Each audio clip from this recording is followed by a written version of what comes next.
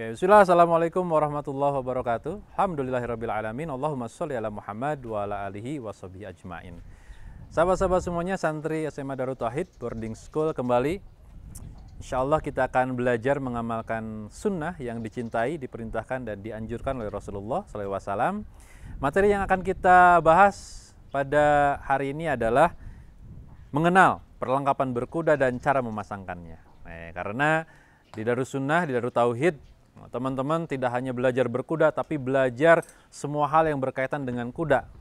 Jadi nanti kualifikasinya bukan cuma pandai berkuda, tapi teman-teman paham bagaimana memelihara, merawat kuda, memasangkan perlengkapan berkuda, dan tentunya nanti pandai juga berkuda sampai akhirnya bisa berkuda sambil memanah, insya Allah. Oke, baik.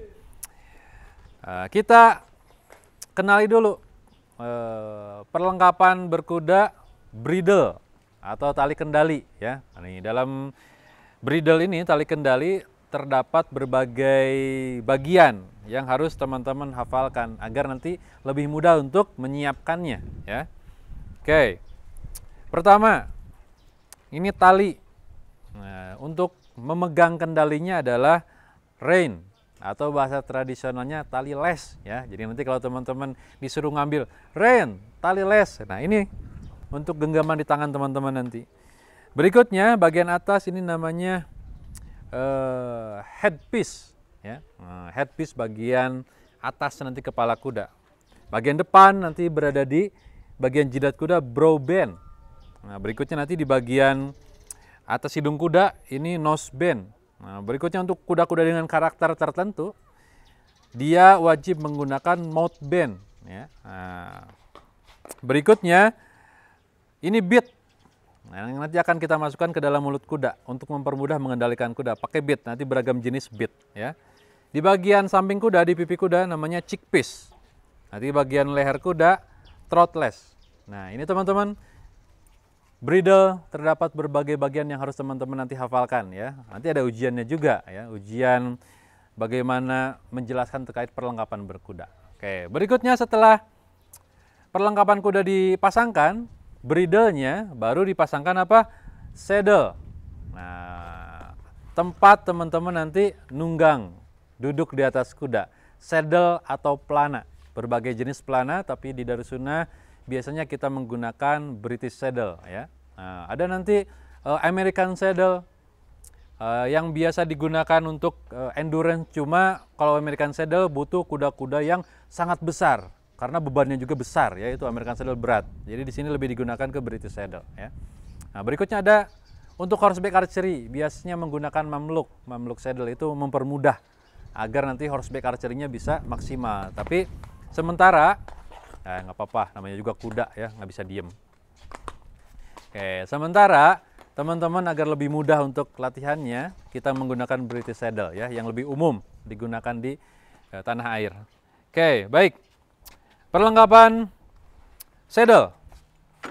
Oke, terdiri dari saddle pad. Nah, nanti ini disimpan di bagian bawah. Berikutnya saddle cloth atau bisa dibalik, tergantung gimana nanti bentuk saddle cloth-nya. Kalau saddle cloth-nya bagus seperti ini bisa disimpan di atas. Tapi kalau saddle cloth-nya tidak enak dipandang, nah ini bisa di bagian bawah. Kenapa? Karena saddle cloth bisa menggunakan apa saja.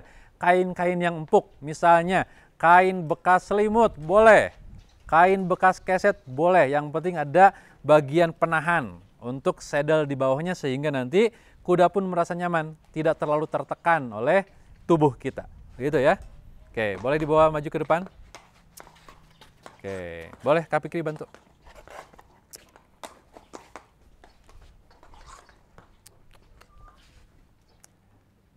Nah, gini cara pemasangan saddle. Saddle pad dan saddle cloth. Berikutnya baru dipasangkan saddle atau pelana. Nah, pastikan sesuai dengan kondisi tekstur badan kuda agar kudanya merasa nyaman. Kalau terlalu depan nanti tulang punggungnya akan terasa sakit. Kalau terlalu belakang nanti tulang pinggangnya juga akan terasa sakit. Jadi harus pas sesuai dengan tekstur badan kuda, karena badan kuda ini beda-beda tekstur badannya ya. Oke, nah bagian saddle pad dan saddle cloth-nya jangan lupa nanti diangkat ke arah bagian atas kuda atau ke arah apa itu teh? Pommel kalau nggak salah ya. Nah, setelah itu baru dikencangkan menggunakan sabuk. Bahasa tradisionalnya namanya amben. Nah, oke, bahasa kerennya formalnya girth ya. Nah, jadi di sini sahabat-sahabat semuanya boleh maju kudanya dikit.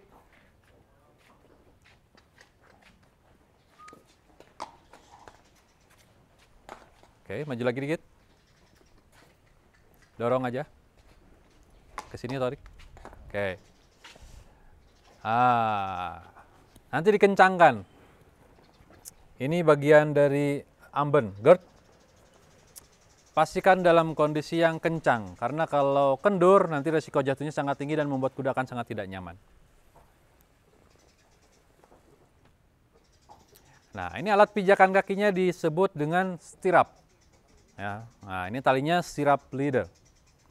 Nah, ini juga harus pastikan dalam kondisi yang terpasang dengan baik kencang, karena nanti ketika dipijak kalau tidak terpasang dengan baik bisa jatuh, ya, terpeleset atau lepas dari tempat untuk menyimpan stirupnya.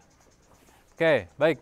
Nah, ini sudah dalam kondisi yang bagus teman-teman semuanya. Setelah ini digunakan bridle-nya, saddle-nya, berikutnya ada alat tambahan lain misalnya bendes atau decker ya. Kalau main bola itu namanya decker.